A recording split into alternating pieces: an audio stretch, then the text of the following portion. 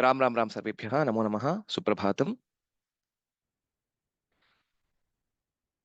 गुरुरेव गतिर्गुरुमेव भजे गुरुनैव सहास्मि नमो गुरवे न गुरोः परमं शिशुरस्मि गुरोः मतिरस्ति गुरौ मम पाहि गुरो। सर्वेभ्यः हार्दं स्वागतं व्याहरामि। प्रथमं तत्र सुभाषितानां किञ्चित् पारायणं कृत्वा पाठस्य प्रवेशं कुर्मः। अद्य प्रायः प्रथम पंच सुभाषितानि अभ्यासं कुर्मः।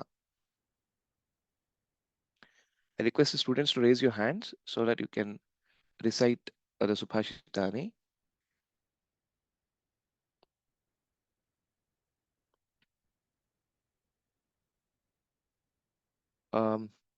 Vidyasagar Mahodaya, can you try reciting the first one?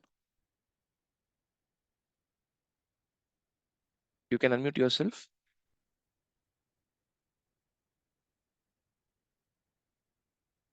Astu.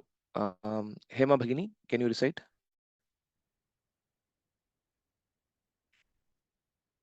Yeah, Ram. प्रथम वयसी पीतं तोयमल्पं स्मरन्तः शिरसि निहितभारा नारिकेला नराणां ददति जलमनल्पा जीवितान्तं न हि कृतमुपकारं साधवो विस्मरन्ति। Dhanyavadaha, I will recite it. धन्यवाद. I will again recite all the 5 subhashitas together. So we'll go to the next one. Yamini Bhagini. नमो नमः। Namaste. प्रत्यहं प्रत्यवेक्षेता नरश्चरितमात्मनः किं नु मे पशुभिस्तुल्यं किं नु सत्पुरुषैरिति। Dhanyavadaha, will recite it. Next, Amita Bhargava. निन्दन्तु नीति निपुणः यदि वास्तुवन्तु लक्ष्मी समाविशतु गच्छतु वा यथेष्टम् अद्यैव वा मरणं अस्तु युगान्तरे वा न्यायात् पथः प्रवचलन्ति पदन्न धीराः. The last line, it is pravichalanti, not pravachalanti, pravichalanti dhiraha. Otherwise we'll recite it. Dhanyavadaha. Next one.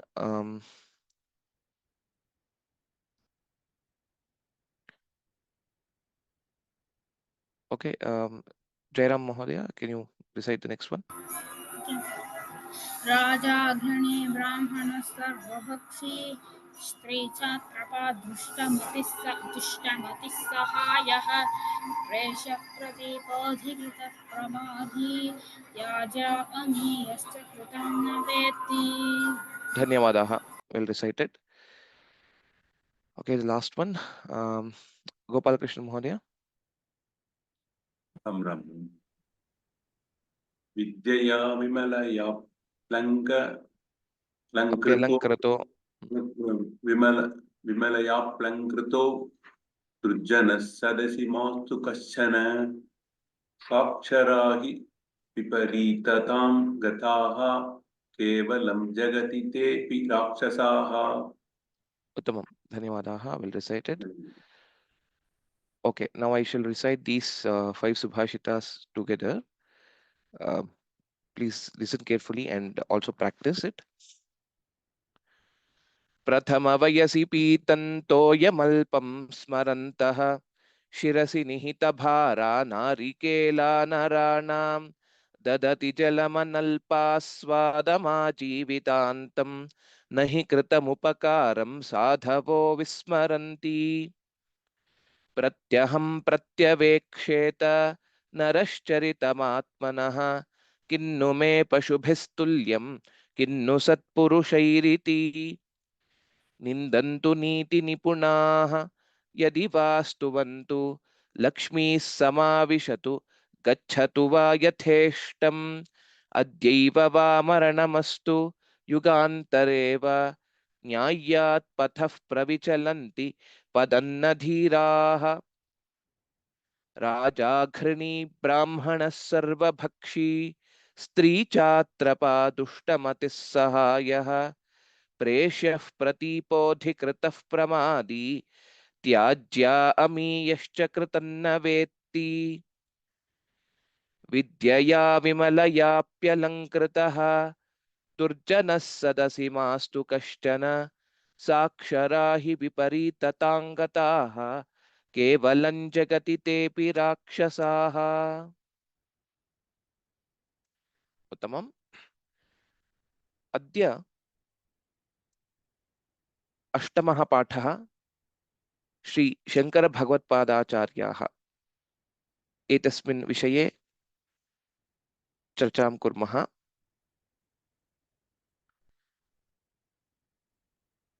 शङ्करभगवत्पादाचार्याणां विषये संग्रहात्मिकः पाठः एषः। अत्र तेषां बाल्ये कथमासीत्, ते कथं किं किं कृतवन्तः इत्यादि अस्माभिः ज्ञातुं शक्यते।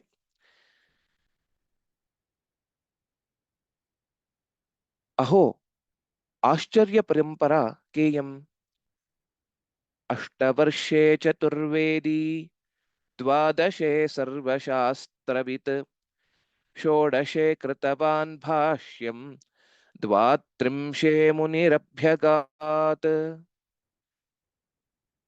एषः प्रथमः श्लोकः शङ्कराचार्याणां विषये अस्मिन् पाठे अस्माभिः द्रष्टुं शक्यते।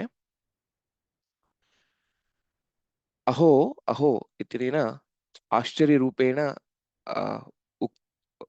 उक्तं वर्तते। आश्चर्यपरम्परा, परम्परा नाम the tradition or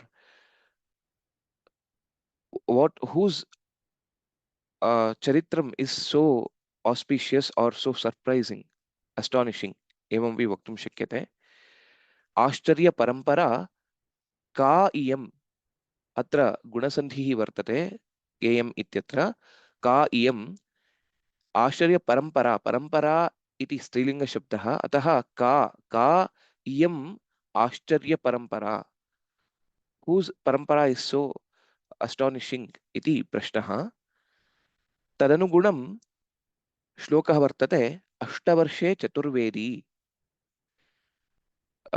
एषः पुरुषः यः कोऽपि तद् के इति वयं सर्वे जानीमः। शङ्कराचार्याणामेव विषये रचितः अयं श्लोकः।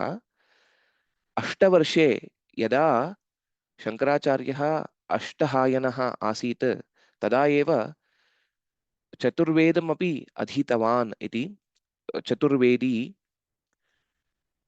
द्वादशे यदा द्वादशहायनः आसीत् तस्मिन् समये सर्वशास्त्रमपि जानाति स्म, सर्वशास्त्रवित्। षोडशे षोडशवयःप्राप्तकाले एव ब्रह्मसूत्रादिभाष्यानि कृतवान् इति। द्वात्रिंशे यदा ते द्वात्रिंशवयस्काः आसन् तदा ते अन्तर्हिताः, मुनिः अभ्यगात् इति अयं श्लोकः। अस्य श्लोकस्य पदच्छेद इत्यादि क्रमेण अध्ययनं कुर्मः। अष्टवर्षे चतुर्वेदी द्वादशे सर्वशास्त्रवित् षोडशे कृतवान् भाष्यं द्वात्रिंशे मुनिः अभ्यगात्। अत्रैव सन्धिः वर्तते, मुनिरभ्यगात् इत्यत्र मुनिः अभ्यगात्। अत्र रेफादेश विसर्गसन्धिः वर्तते। स्मर्तुं शक्नुमः, we'll be able to remember the visarga sandhi rules and do the padacheda accordingly. अन्वयः कथं भवति इत्युक्ते समानमेव अस्ति, किञ्चिदेव तत्र व्यत्यासः भवति प्रायः। अष्टवर्षे चतुर्वेदी द्वादशे सर्वशास्त्रवित् षोडशे भाष्यं कृतवान् द्वात्रिंशे मुनिः अभ्यगात्। केवलम् अत्र कृतवान् भाष्यं, भाष्यं कृतवान् एवं तत्रैव क्वचित् व्यत्ययः द्रष्टुं शक्नुमः। इदानीम् अन्वयार्थः कथं भवति पश्यामः। अष्टवर्षे अष्टमे वयसि, वयस् इति सकारान्तः नपुंसकलिङ्गशब्दः। वयः वयसि वयांसि इति रूपाणि भवन्ति। तस्य सप्तमी विभक्तिः वयसि इति भवति। प्रथमवयसि पीतम् इत्यपि सुभाषिते अस्माभिः दृष्टं, वयसि इति तत्रापि स्मर्तुं शक्नुमः। At the age of 8 or by the age of 8 इति अर्थः। चतुर्वेदी, वेदाः चत्वारः सन्ति, ऋग्वेदः, यजुर्वेदः, सामवेदः, अथर्वणवेदः इति। एवं तत्सर्वमपि एषः अधीतवान् अथवा पण्डितः सञ्जातः इति। चतुर्वेदी इति चतुर्णां वेदानां समाहारः इत्यपि वक्तुं शक्यते। Collection of 4 Vedas. So he had studied all the 4 Vedas. Ashtavarshe Chaturvedi. Then Dwadashe Vayasi, by the age of 12, Sarva Shastravit, Sakala Shastreshu Praveenaha Parangataha. All the Shastras like Mimamsa, Vedanta, Ityadi Shastras, all the Shastras he was an expert. Shodashe Tyanina, Shodashe Vayasi, by the age of 16, in the 16th year, or in his when he was 16 years old, Kritavan Bhashyam. I'll share back my screen. There was some technical glitch. I couldn't change the slide. Shodashe iti अस्माभिः दृष्टं. कृतवान्, भाष्यं कृतवान्. प्रस्थानत्रयस्य व्याख्यानम् इति भाष्यम् इत्यनेन. प्रस्थानत्रयम् इत्युक्ते ब्रह्मसूत्राणि, उपनिषत्, दश उपनिषदः एवं भगवद्गीता इति एतत्त्रयस्य प्रस्थानत्रयम् इत्युच्यते। एतानि सर्वाणि अपि तत्र मोक्षदायक एते सर्वे मोक्षदायकग्रन्थाः इति। अतः प्रस्थानत्रयस्य व्याख्यानं भाष्यं कृतवान्, लिखितवान् अथवा रचितवान् इति, were composed by Shankaracharya. द्वात्रिंशे, by the age of 32, द्वात्रिंशे वयसि, मुनिः नाम यतिः, अभ्यगात् इत्यनेन अन्तर्हितः. The avatar karya of Shiva in the form of Shankaracharya was completed when he was 32 years old. So evam atra arthah bhavati.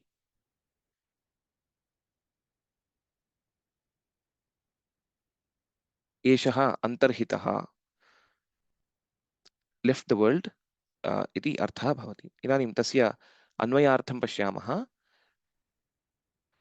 अष्टमे वयसि ऋग्यजुस्साम अथर्ववेदानां सारज्ञः, द्वादशे वयसि सकलशास्त्रेषु प्रवीणः, षोडशे वयसि प्रस्थानत्रयस्य व्याख्यानं रचितवान्, द्वात्रिंशे वयसि एषः मुनिः अन्तर्हितः इति भावार्थः भवति। केचन व्याकरणांशाः सन्ति अत्र। अष्टवर्षे इत्यनेन अष्टवर्षः इति अकारान्तः पुल्लिङ्गे वा नपुंसकलिङ्गे वा भवितुम् अर्हति। सप्तमी विभक्तिः एकवचनं। चतुर्वेदी नकारान्तः, चतुर्वेदिन् इति शब्दः। वेदमस् एषः जानाति इति अर्थः। पुल्लिङ्गे प्रथमविभक्तिः एकवचनं। द्वादशे एव पुनः द्वादश इति स्वीक्रियते चेत् द्वादशं पुल्लिङ्गे अथवा नपुंसकलिङ्गे सप्तमी विभक्तिः एकवचनं। सर्वशास्त्रविद् विद् ज्ञाने इति धातुः, तस्मात् प्रथमा विभक्तिः एकवचनं। अनन्तरं कृतवान्, कृ धातोः तवतु प्रत्ययः, भूतकालार्थः, तकारान्तः पुल्लिङ्गः, प्रथमा विभक्तिः एकवचनं। कृतवान्, कृतवत् इति शब्दः। भाष्यम् अकारान्तः नपुंसकलिङ्गः, द्वितीया विभक्तिः अत्र भाष्यं कृतवान् इति। मुनिः इकारान्तः, अभ्यगात् अभि उपसर्गपूर्वक इणगतौ इति धातुः, तस्य लुङ् लकार रूपं, लुङ्लकारः अपि भूतकालार्थः एव, अतः अत्र अभ्यगात् इति रूपं भवति। इदानीम् अग्रे सरामः। पाठे एवं वर्तते, क एते महामुनयः? Who is this great saint? महामुनयः, Mahamunihi is a great ascetic or a great saint. Who is this? Ka ete. Atra ke ete iti rupam bhavati. Ke ityanena kaha kauke. But there is also a sandhi that has occurred in this place. Ka ete ityatra. As we can remember, ke ete, if we see this in this format, then based on the yanta vanta desha sandhihi, this ekara will actually change to aya. Aya adesha is what we'll get. Kaya ete, kayete should have been the form or the rupa, but there's another optional sandhi that occurs after this, which is a lopa sandhi, which we haven't studied basically, and because of which the endings of echoya vayavaha, whatever we have, that is aya, ava, ay, av, the half yakara vakaras will be removed or it will be eliminated, and then the final form that remains is ka ete. So just know that this is a sandhi which has occurred and the lopa is seen here. So ke ete mahamunayah ete shankara bhagavatpadaha paramahamsa parivrajakaacharyaha. Ete, now the answer to that question, uttaram bhavati, ete shankara bhagavatpadaha, etesham nama shankara bhagavatpadaha iti, ete kidrishaha, the adjective that is used to Shankara Bhagavatpada is Paramahamsa Parivrajakaacharyaha. Paramahamsa Parivrajakaacharyaha. Paramahamsa Pitham Alankritavantaha Parivrajakaacharyaha. Parivrajakaha ityukte Parityajya Sarvan Vishaya Bhogan Yaha Vrajati. One who has left out everything, all the worldly desires, and taken up sannyasa. He is called a Parivrajaka. And he is an acharya. He is a guru of all the parivrajakas. That is the meaning of parivrajaka-charyaha.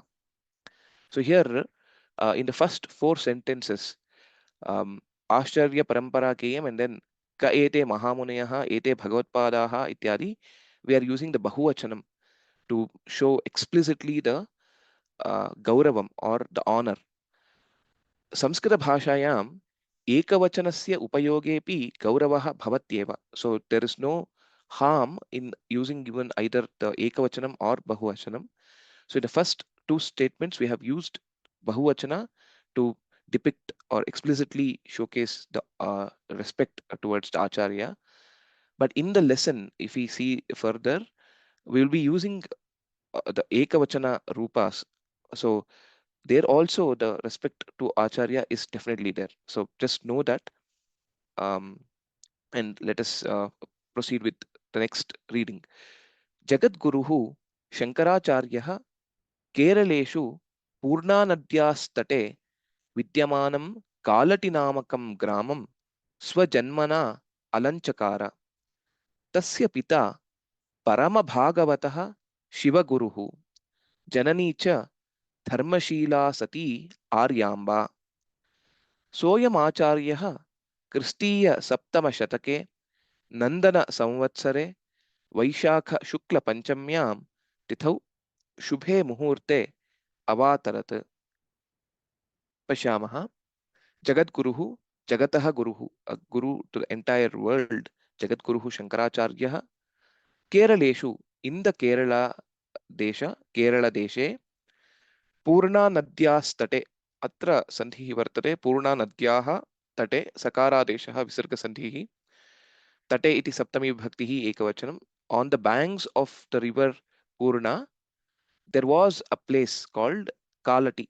Vidyamanam Kalati Namakam Gramam. Vidyamanam is one which is existing basically, and it is an adjective used towards to the word Kalati Namakam Gramam. Kalati Namak, the name of the place is, or the grama is Kalati. That's the name of the village. Kalati Namakam Gramam. All of these are in Dvitiya Bhakti Ekavachanam. Swajanmana Tesham Swasya Janmana Alanchakara. He decorated this place by name Kalati by his birth, which is there, which exists on the banks of the river Purna in Kerala. That is the meaning of this statement. Swajanmana Tritiya Bhakti Ekavachanam. Alanchakara. Alanchakara is to decorate basically or adorn. Alankaram kritavan ityartha. Chakara iti atra litlakara prathama purusha ekavachanam. Shankaracharya evam alanchakara. इदानीं तस्य परिवारस्य विषये किञ्चित् जानीमः. तस्य पिता शङ्कराचार्यस्य पिता परमभागवतः शिवगुरुः इति. परमभागवतः. भागवतः इत्युक्ते यः सर्वदा भगवच्चिन्तनं करोति सः भागवतः इति. परमभागवतः इत्युक्ते सर्वदा एषः शिवस्य अथवा देवस्य विषये भगवतः विषये चिन्तनं अकरोत्, तपः आचरितवान् इत्यादि. एवम् आसीत् सः शिवगुरुः. तस्य पितुः नाम शिवगुरुः इति. तत्र शङ्करदिग्विजयादि ग्रन्थेषु यदि वयं पठामः कथम् एतेषां नाम शिवगुरुः इति आगतम् इत्यपि ज्ञातुं शक्यते. ज्ञाने शिवो यः, यः ज्ञाने शिवसदृशः आसीत्, वचने गुरुः. वचने नाम तस्य कथने बृहस्पतिसमः आसीत् इति कारणेन तस्य नाम अन्वर्थमासीत् इति माधवीयशङ्करदिग्विजये द्रष्टुं शक्नुमः. शिवगुरुः इति तस्य नाम. अनन्तरं जननी च, जननी माता च धर्मशीला सती, धर्मपरायणा साध्वी पतिव्रता. तस्याः नाम आर्याम्बा इति. अत्र एतत् सर्वमपि विशेषणमेव आर्याम्बायाः कृते, अतः सर्वमपि प्रथमविभक्तौ एव वर्तते. एवम् अत्रापि परमभागवतः इत्यत्रापि प्रथमविभक्तिः एव वर्तते. पिता पितृशब्दः ऋकारान्तः पुल्लिङ्गः, तस्य प्रथमविभक्तिः एकवचनं. सोऽयम् आचार्यः. अत्र सः अयम् आचार्यः इति सन्धिच्छेदः. उकारादेशः भवति, अनन्तरं पूर्वरूपसन्धिः भवति. सोऽयम् आचार्यः, सः अयम् आचार्यः क्रिस्तीय सप्तमशतके नन्दनसंवत्सरे वैशाखशुक्लपञ्चम्यां तिथौ शुभे मुहूर्ते अवातरत्. कस्मिन् समये एते अवतारं प्राप्तवन्तः इति अस्मिन् वाक्ये द्रष्टुं शक्यते. क्रिस्तीय इत्यनेन based on the current way of naming the era, basically AD and BC in that format. So Saptame Shatake, in the 7th century, during the 7th century, ete tatra janma praptavan ityartha. Nandana संवत्सरे, संवत्सरस्य नाम नन्दन इति. तस्य संवत्सरस्य द्वितीयमासे एव इत्युक्ते चैत्र-वैशाख वसन्त ऋतौ वैशाखमासे शुक्लपक्षे, during the first 15 days of the Vaishakha Masa, and particularly on Panchami, the Panchamyam Tithau. Adyapi Vaishakha Shukla Panchamyam Shankara Jayantim Vayam Acharamaha. Khalu? Tasmin Tithau, on that day, Shubhe Muhurte, at a very auspicious moment, Shubhe Muhurte, Uttama Muhurte, Avatarat, Avataram Kritavan iti atra bhavati. Ava upasargasahita tritarane iti dhatuhu avataram kritavan ityartha atra langlakaraha bhavati. Paramahamsa parivrajakaacharyaha ityasya arthaha paramashreshtha yatinaha iti. Paramashreshtha munihi ityapi vaktum shakyate. let me see if there are any questions in the chat box at the moment.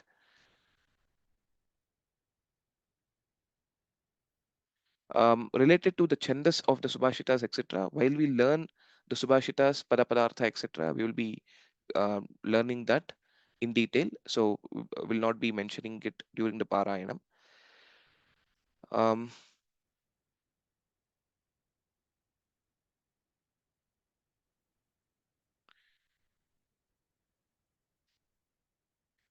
केरलेषु किमर्थं बहुवचनम् इति प्रश्नः वर्तते। तत्र सामान्यरूपेण केरले इत्यपि वक्तुं शक्यते। केरलेषु because set of group of villages ityapि vaktum shakyate. So because of that, the bahuvachanam is being used in this case. No specific other rule there.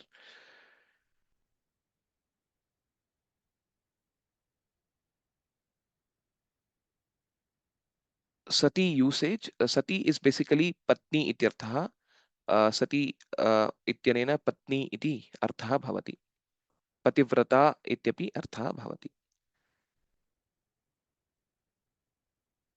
स्वजन्मना इति तृतीय विभक्तिः अस्ति सत्यं जन्म इति शब्दः तस्य नकारान्तः शब्दः जन्मना इति तृतीय विभक्तिः भवति अस्तु अग्रे सरामः I will open up for the question and answers after a few paragraphs are completed.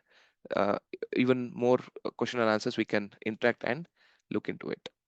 अस्तु अग्रे सरामः यदा त्रिहायनो भवत् तदा तस्य पिता दुर्दैवात् कालवशं गतः जननी आर्याम्बा पत्युर्वियोगेन खिन्नापि महातेजस्वी शिशुरक्षणे बद्धादरा भवत् पञ्चमवत्सरे बन्धुभिः तस्य उपनयनं कारयामास अनुपदमेव गुरुकुलम् उपनीतः सः वटुः द्वित्रैरेव वर्षैः सर्वान् वेदाङ्गानि विविधाः भाषाश्च अधीतवान् बाल्ये कथमासीत् इति पश्यामः स यदा अत्र सः यदा इत्यस्ति विसर्गलोपः नित्यमेव भवति स इति स एष इति शब्दयोः योगे तत्र विसर्गः यदा भवति तत्र लोपः एव भवति सः यदा नाम यस्मिन् समये इत्यर्थः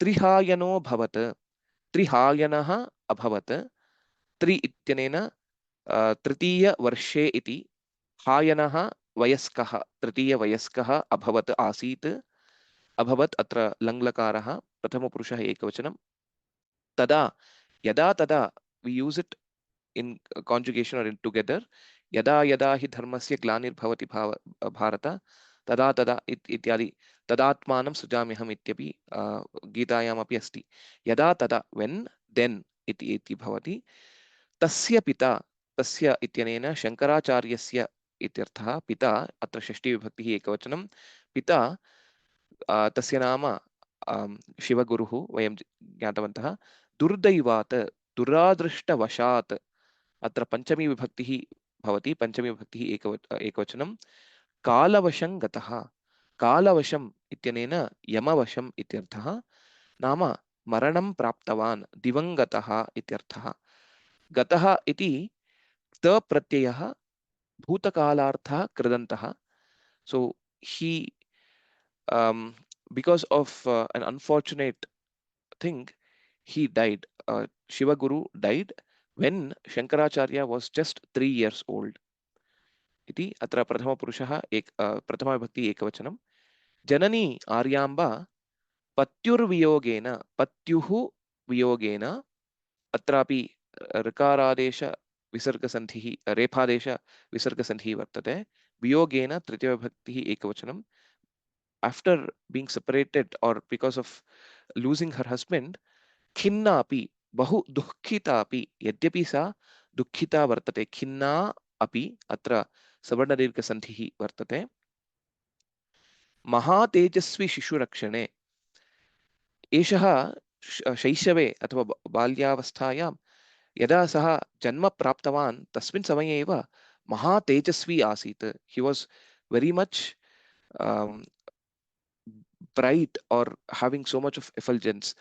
So Maha Tejasvi Shishu Rakshane, Shishoho Rakshane, Shishu Rakshanam, Shishu Rakshane, in the task of protecting and taking care of her son, Baddhadara Bhavat, Nirata Bhavat, Baddhadara, Baddha Adara Abhavat, Atrapi Savarnanirika Sandhi Vartate.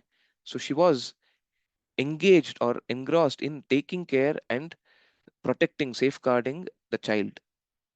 So what she will do, Atra Bhutakalaha, Langlakaraha, Pratama Purushaha Ekavachanam, Panchama Vatsare, by the age of 5 years of Shankaracharya, Panchama Vatsare, Esha Mata, Bandhubihi Saha, Bandhubihi Tasya Upanayanam Karaya Masa. She will get his Upanayana Samskara done with the help of her relatives, Bandhubihi, by the help of or with the help of her relatives. When Panchama Vatsare, at the age of 5, Atra Saptami Bhakti Ekavachanam, Bandhubhihi tasya bandhubhis tasya sakaradeshah visargasandhihi tasya ityanena Shankaracharyasya upanayana samskaram कारयामास इति अत्र लिट्लकारः वर्तते. प्रथमपुरुषः एकवचनं परोक्षभूतकालः कारयामास. Another peculiarity of grammar that is being seen in this usage is preranarthaka nijanta is used. That is, to do, it will become chakara. That would be the litlakara rupa. But now she is making someone do something else. So tada kim bhavati karayamasa. So karoti karayati. One who makes someone do is karayati. Atra preranarthaka nich tadupari litlakaraha vartate. So with the help of her relatives, she got the Upanayana Samskara of Shankaracharya done. Evam artha bhavati. Anupadameva तत्क्षणे एव इत्युक्ते उपनयन संस्कारानन्तरं झटिति इति अनुपदम् एव गुरुकुलम् उपनीतः. शंकराचार्यः गुरुकुलं प्रति उपनीतः. गुरुकुलम् उपनीतः, देयर इज नो सन्धि हियर. गुरुकुलम् उपनीतः, उपनीतः इत्यनेन समीपं, गुरोः समीपं नीतः इत्यपि वक्तुं शक्यते. सः वटुः. वटुः इत्युक्ते ब्रह्मचारी. उकारान्तः शब्दः वटुः. द्वित्रैरेव वर्षैः, द्वित्रैः एव रेफादेश विसर्गसन्धिः. द्वित्रैः इति अत्र तृतीयविभक्तिः भवति. तृतीयविभक्तिः बहुवचनं. रामैः वत् द्वित्रैः एव वर्षैः. सर्वान् वेदान्, द्वितीयविभक्तिः बहुवचनं. यतोहि चत्वारः वेदाः सन्ति, अतः चतुर्वेदान् अपि इत्यर्थः. वेदाङ्गानि, षड् अङ्गानि वेदस्य अस्माभिः पूर्वमपि दृष्टं. शिक्षा, व्याकरणं, छन्दः, निरुक्तं, ज्योतिषं, कल्पः इति अङ्गानि षट् वेदस्य. सर्वाणि अपि वेदाङ्गानि. अत्रापि द्वितीयविभक्तिः बहुवचनं. विविधाः भाषाश्च. अत्र विसर्गलोपसन्धिः वर्तते. विविधाः भाषाः च इति. भाषाः च सकारादेश विसर्गसन्धिः. अधीतवान्, पठितवान्, ज्ञातवान् इति वक्तुं शक्यते. अधीतवान् इत्यत्रापि क्तवतु प्रत्ययः अस्ति. भूतकालः कृदन्तः अत्रापि. अधीतवान्. अत्र प्रथमविभक्तिः एकवचनं. तकारान्तः शब्दः अधीतवत् इति शब्दः भवति.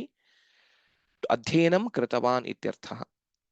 विविधाः नाम न केवलं स्वमातृभाषा मलयालभाषा एवं तत्र अन्य प्रान्तीयभाषाः याः आसन् तस्मिन् समये, अपि च संस्कृतम् इत्यादि सर्वाः भाषाः च अधीतवान्.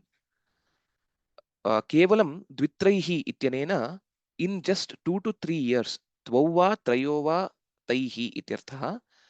So in span of 2 to 3 years, so at the age of 5, he got the Upanayana Samskara done, and after that in next 3 years, 2 to 3 years, he had mastered all the Vedas.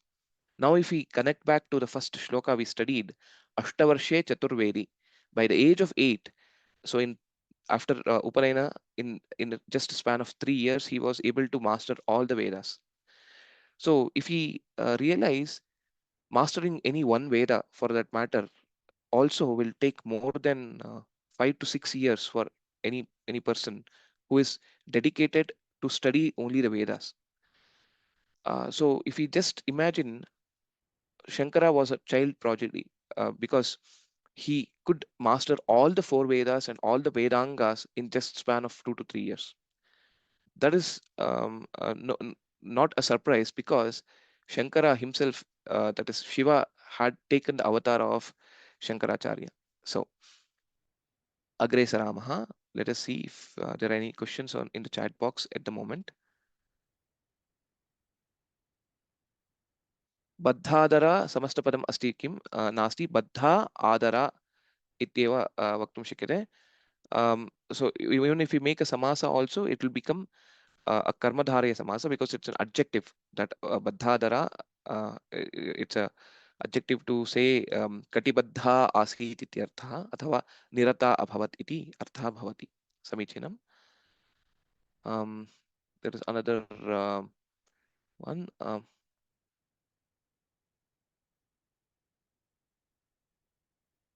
Okay, there is no settings, any settings changed. So if you click on participant's name, maybe you will be able to see the raise hand button.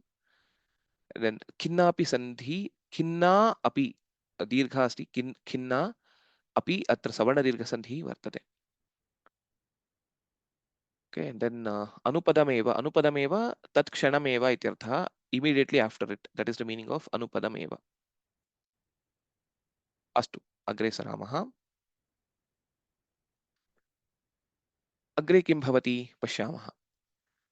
Adhitya cha sarvani shastrani अष्टहायनः कुमारः जगदिदं परिदृश्यमानं मृगतृष्णिकाकल्पम् इति निश्चित्य सर्वसन्न्यासे दृढमतिरभूत्। तदेकपुत्रा माता तस्येच्छां नान्वमन्यत। अथापि स कथञ्चित् तस्याः सम्मतिम् अवाप्य गृहं परित्यज्य अव्रजत्। सद्गुरुं गवेषयमाणः। नर्मदातीरे गुहायां तपस्यन्तं मस्करीन्द्रं गोविन्दभगवत्पादं शरणम् उपगम्य तस्मात् सन्न्यासदीक्षाम् अधिगत्य तस्यैव समीपे वेदान्तम् अध्येत। पश्यामः। अधीत्य च सर्वाणि शास्त्राणि। इदानीं पूर्वस्मिन् वाक्यखण्डे अस्माभिः दृष्टं सर्वाः अपि भाषाः सर्वमपि द्वित्रैरेव वर्षैः सः अधीतवान्। तदनन्तरम् इत्यर्थः। इदानीम् अधीत्य च सर्वाणि शास्त्राणि, मीमांसाशास्त्रं, न्यायशास्त्रम् इत्यादि सर्वाणि शास्त्राणि अधीत्य अष्टहायनः कुमारः। यदा अष्टहायनः जातः अथवा अष्टवयस्कः अभवत्, तदा तस्मिन् समये अधीत्य इति अत्र ल्यबन्त अव्ययं वर्तते। एतदपि कृदन्तः एव। ल्यबन्ताव्ययं भवति अधीत्य, आफ्टर् हैविंग स्टडीड इत्यर्थः। अध्ययनं कृत्वा तदनन्तरं सर्वाणि शास्त्राणि, अत्रापि सर्वाणि शास्त्राणि इति द्वितीया विभक्ति बहुवचनं भवति। After studying all the shastras इति अष्टहायनः कुमारः, अष्टहायनः शङ्करः वटुः इत्यपि वक्तुं शक्यते। जगदिदम् इदं जगत्, जगत् इदं जगद् इदम्, अत्र जस्त्वसन्धिः वर्तते। परिदृश्यमानं, हैविंग सीन, परितः नाम सर्वमपि जगत् पश्यन् इत्यर्थः।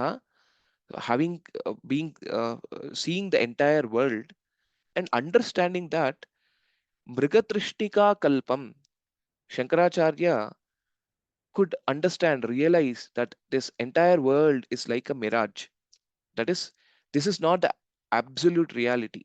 Whatever is there, that is true, but there is something beyond this perception of whatever we are seeing it as a world. Evam Mrigatrishnika nama mirage. Whatever we see in a desert, it's an illusion. That is what is Mrigatrishnika. Maya kalpitam idam jagat iti jnatva paridrishyamanam. Paridrishyamanam ityanena atra having seen the world or seeing the world that it is just kind of an illusion. Mrigatrishnika kalpam. Mrigatrishnika kalpam is one word, a samastapada basically. Kalpam is it is nothing but an illusion. So that is how thinking in that way. Kalpam iti nishchitya. Nishchitya again is lyabanta vyayam. Having decided that this entire world, looking at the world, this entire world is just like a mirage, and there is no absolute truth in this world. Sarva sannyase, sannyasa meaning to leave away everything. That is the fourth ashrama in our varnashrama dharma. The first one is brahmacharya ashramam, then is grihasthashrama, then it is vanaprastha, and then the last one is sannyasashrama. So sannyasashrama meaning to leave out everything, to give away everything, and then take up sannyasa. So sarva sannyase nama sarvam api tyaktva gantum ityartha. Sarva sannyase dridhamatihi abhut. Dridhamatihi atra rephadesh visarga sandhi. Dridhamatihi, he had a very strong will to take up sannyasa. Abhut iti lunglakara rupam bhavati. It's also in the past tense. Prathama purushaha ekvachanam. वयं सर्वेपि जानीमः तत्र यदा शङ्कराचार्याः सन्यासं स्वीकर्तुं तेषाम् इच्छां प्रकटितवन्तः तदा माता आर्याम्बा मास्तु इत्येव उक्तवती यतोहि एकपुत्रा सा she was having only one son and she did not initially agree to Shankaracharya when he said that when he told that he wanted to take up sannyasa. And we all know about the famous story that or famous incident that occurred when Shankaracharya was taking bath in the Purna Nadi. Crocodile basically caught his leg, and he said, Mata also was there on the banks of the river, and he said, "Hey Mataha, this crocodile has caught me, and it is not leaving me. And I have heard if I take up sannyasa, or whoever takes up sannyasa, it is equivalent to a new birth or a new janma, and the crocodile that is holding me in this janma will not hold me in the next janma." In this way, a leela, through the leela of this incident, Shankaracharya will make Mata Aryamba to agree to taking up sannyasa. So that is what is being told in the next statement, but the incident is not explained, but the gist is that Tadeka putra nama sa idanim ekaputra vartade. She has only one son. So Tadeka putra ityanena we are referring to Aryamba. Mata tasya ichham na anvamanyata na anvamanyanta anu amanyata.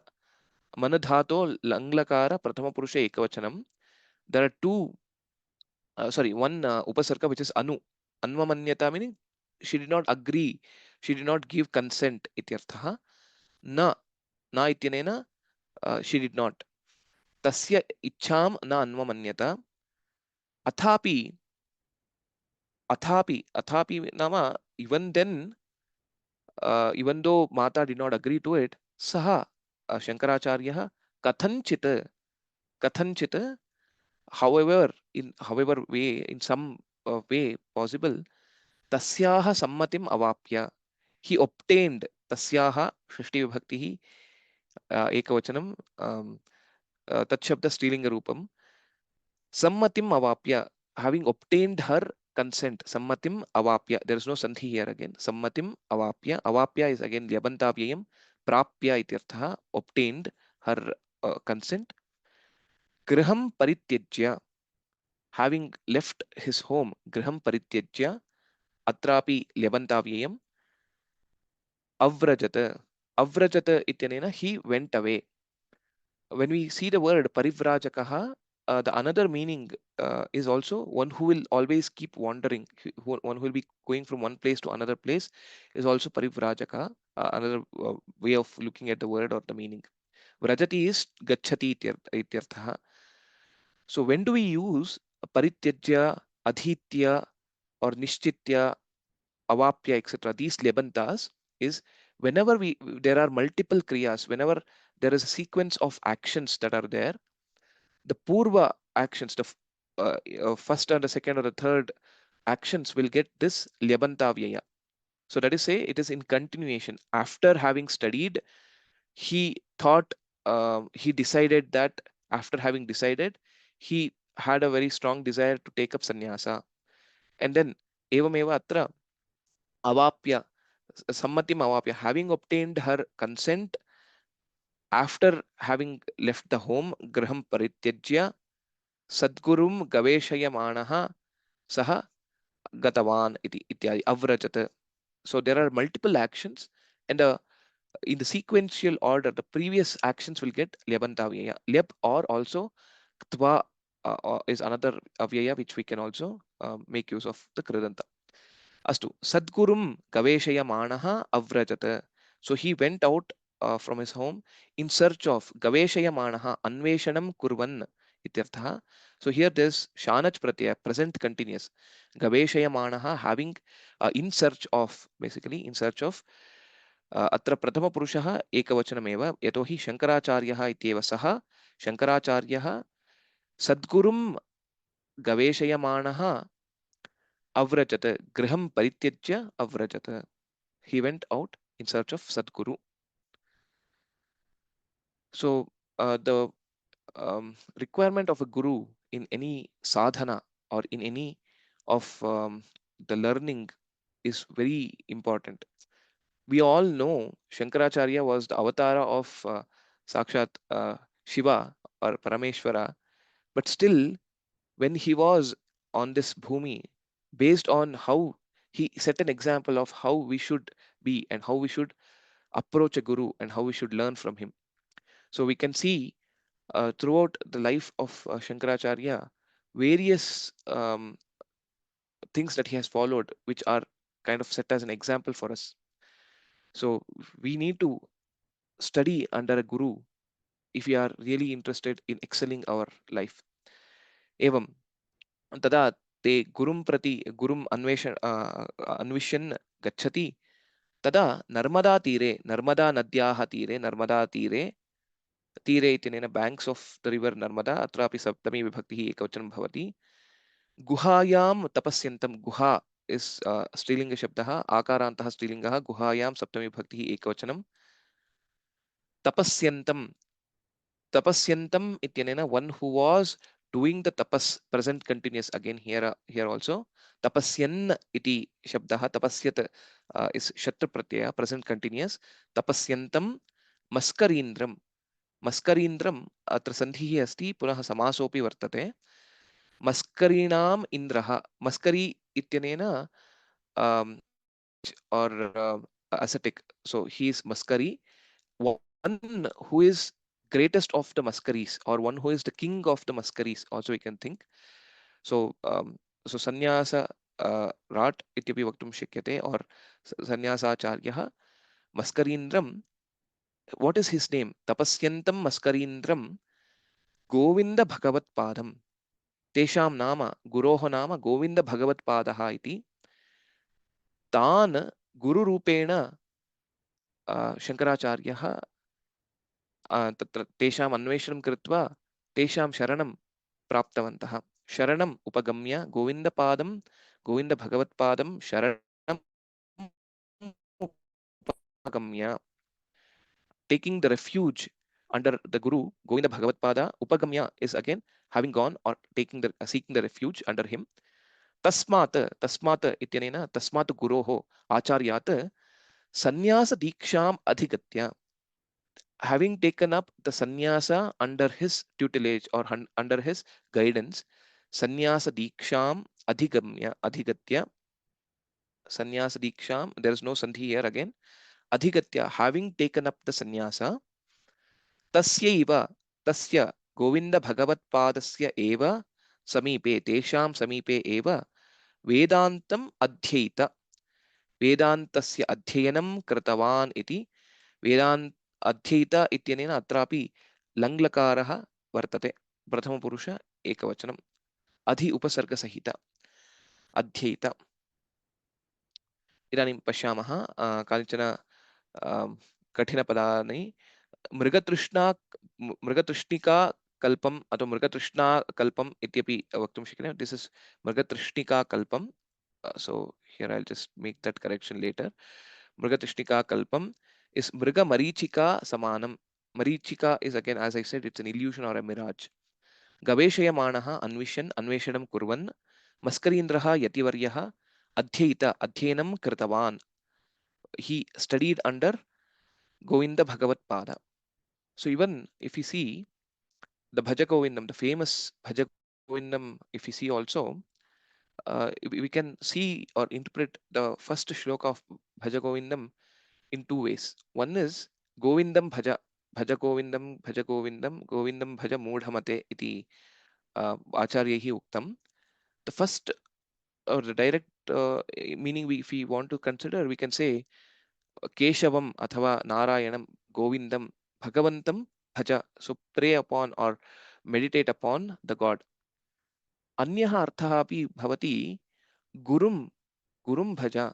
So Govindam Govinda Bhagavatpadam Bhaja iti. So you should always seek the blessings from our beloved gurus, because Guru is the one who will show us the path, show us the right path. Not only that, and he is very much the catalyst in achieving whatever we want to. And hence, so that is another way we can think, and how much of respect that Shankaracharya had towards his Guru. So let me see if there are any questions at this point. So I'm just lowering everyone's hands at the moment. Okay, so now if you have any questions, any doubts specifically, please raise your hands. So I'll just try to answer some of them. I will also see some in the chat box.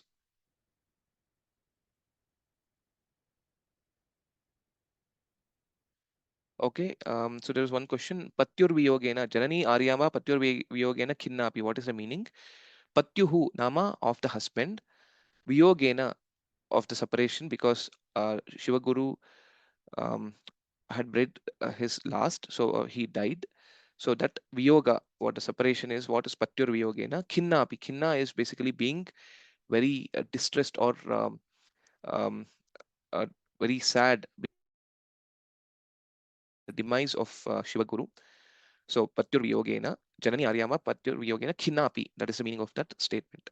Okay, next there is another one. I hope everyone is able to hear. Maybe there was an intermittent issue in one of the students that they were unable to hear. Okay. Anvishan kta pratyaya bhavati va na. Anvishan will be present continuous with this shatru pratyaya. So shatru pratyaya, which is a present continuous, like pathan, likhan, ityadi. Okay, these were the questions that I could see here. And then there is another one. Let me see if anything else is there.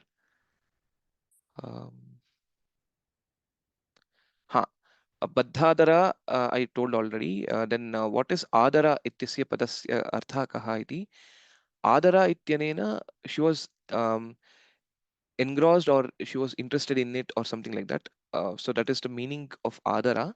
Adara is also meaning honoring or something. Also is adara is possible. The other meaning of that word. Dvitraihi varshaihi. Why Tritiya Vibhaktihi? Because by 2 to 3 years, or by the end of 2 to 3 years. So that is the meaning that is coming, and hence it is Tritiya Bhakti is used in terms of Kala. Okay. So these were some of the questions that were there on the chat box. Now I will unmute the students who have raised their hands. Nalini Bhagini, you can ask your question. Namaste Mahodaya. Namaste. Alonchakara atra Alanchakara. what's this thing Kriya Dhatu Rupam? Chakara. So it is basically Kriya Dhatu only. So based on Kriya Dhatu, Litlakara Rupam. So this is a Litlakara Prathama Purusha Ekavachanam Rupam. So Chakara, Chakratuhu, Chakruhu. The same way, Alam is used as basically, you can think it as an Upasarga, which basically means it was decorated. Alankara is also the same way. Alanchakara, chakratuhu, alanchakruhu. That's how the forms will be. Dhanyavadah, Modi. Sure. Dhanyavadaha. Next, Gopalakrishna Mahodaya, you can ask your question. Mahodaya, same word only. That alanchakara, I was thinking it's a alamcha is a word, but now that you heard that alam is a Yeah, it's used in sense of upasarga. You can think it that way for now. Yeah. Dhanyavada. Sure. So basically it is alam and then chakara. So based on the sandhi that we have learned, it is basically it is changing to the fifth letter of the varga, which is nya, alanchakara. That's how the form will be. Dhanyavadaha. Okay, Sandhya Bhagini, you can ask your question.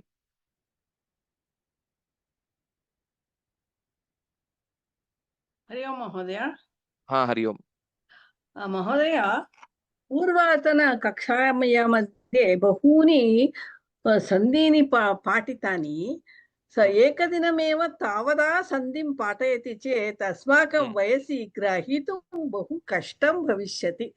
तदर्थं मम प्रार्थना अस्ति प्रतिदिनम् एकं सन्ध्यस्य पुनरावर्तं पुनस्मरणं कारयतु इति। यदा वयं तत्र दृष्ट्वा सर्वम् एकवारं पठामः चेत् पुनरपि तदेव भ्रमः भविष्यति। Astu bhavatu nama. Astu dhanyavadaha. Thanks for the feedback. So if you see see also the way it was taught, one is connecting one sandhi to the other. How each sandhi can be remembered also was explained. What can be done? So all these sandhi lessons or all the lessons will be available in the form of the video. So you can yourself view one portion of the sandhi every day as a revision. So that way you can do. And पाठकरण समयेपि पाठन समयेपि मया यदा कोऽपि सन्धिः भवति चेत् तत्र लघुरूपेण तत्र स्मारणं तु करोमि एव। इदानीं सकारादेशः विसर्गसन्धिः अत्र अस्ति इत्यादि यदा वदामि तदपि तत्र अभ्यासार्थं सुलभं भवति। Otherwise you can just listen to the videos multiple times and you have that advantage of playing the video either in on YouTube, either in the slow mode, that is 0.5x or 0.75x, or if you want to just quickly do it, you can also do it in 1.25x, or speed wise also you can control, and any number of times you can watch it, and that in that format maybe it will help you to clear your doubts maybe. Bhavatu, but thanks for the feedback. Let us see how we can inculcate for the next topics that we will be doing. Next, those who have already asked a question, please lower your hands so that I can know and I can unmute others who have not asked the question. And one more request. So whenever you're unmuting, please ensure that you are in a place where there is no background noise so that it will be easier for to have the interaction better. Astu, Ravi Shankar Mahodaya, you can ask your question. Vyoma-acharya. Continuing with the same sandhi, while revising, I find in the Swara Sandhi, you have given 7 classes, but there is no explanation for the Paravarna Sandhi. Purvavarna Sandhi stops. Only 6 has been given in the PDF. Okay. So the Parasavarna Sandhi is was probably not taught, and it is a little bit out of scope of Tritiya also. Basically in the Swara Sandhi, basically there are only few cases where you will see the Paravarana. That is in Upeti and other things like Upa. In some of the dhatus, you will be able to see that rupa. That is the only thing. So, but that is available in the Sandhi app if you refer to the if you download it on your smartphone, you can also study from that, or also the Sandhi product that we had given as a reference, so you can also refer through from that. Dhanyavadaha. Astu. Next, Adityan Mahodaya, you can ask your question. Adiyan Dasan, namaste. Hari Om. Namaste. Very Paramahamsa Parivrajakacharyah, Acharyaha. Correct. It's a Samastapadam, no?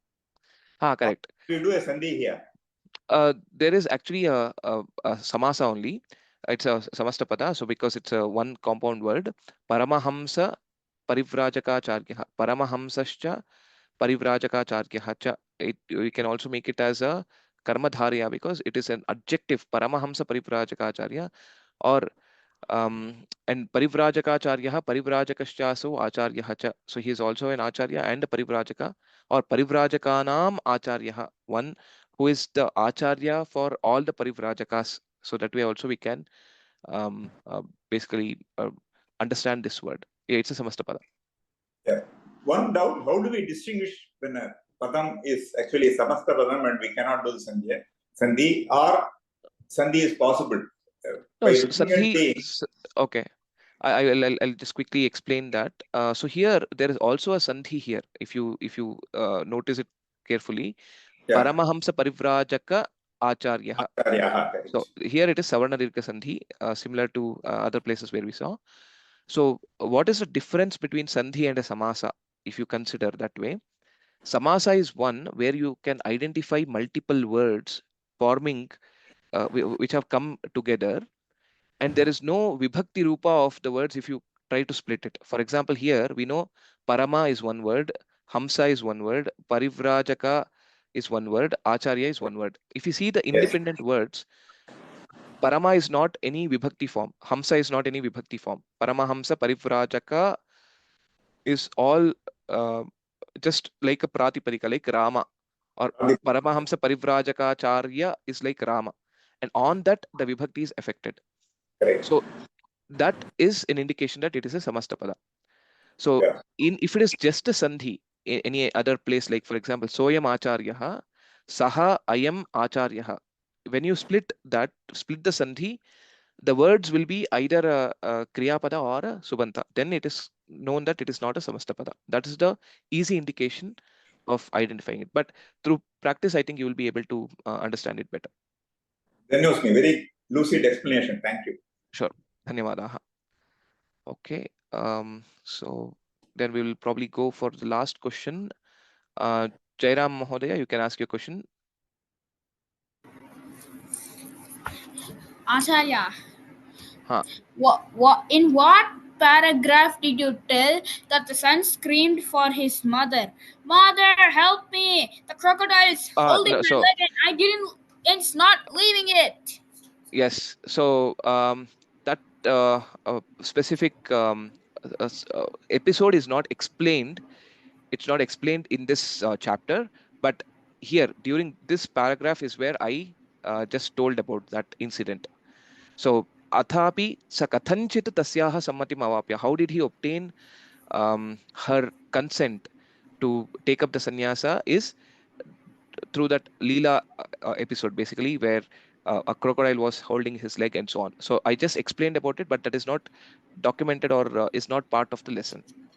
Okay, it was in this paragraph. Astu. Dhanyavadaha. Okay, so